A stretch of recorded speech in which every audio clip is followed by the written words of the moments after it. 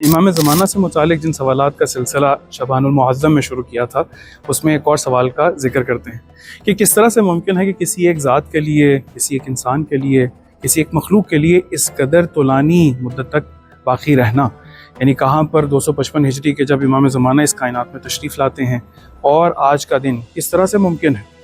इसके लिए कुरान से एक दलील को ज़िक्र करते हैं कि जहाँ पर खुदावंद आलम हज़रत यूनुस अलैहिस्सलाम के लिए सूरह साफ़ात की 143 नंबर आयत में ज़िक्र करता है। जब हज़रत यूनुस अलैहिस्सलाम अपनी कौम से बाहर आए और बद्दुआ देकर चले गए वहाँ से,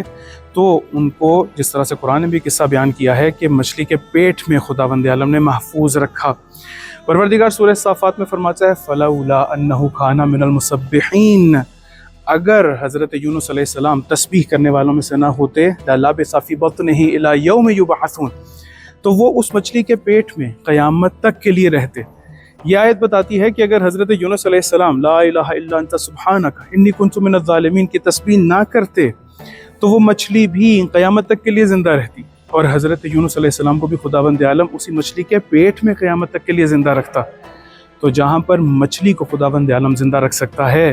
तो वो परवरदिगार कादिर मुतलक किस तरह से मुमकिन है कि उस ज़ात को इस कायनात में कि जो वासिता फ़ैज़ हो, कि जिसके वासिते से इंसान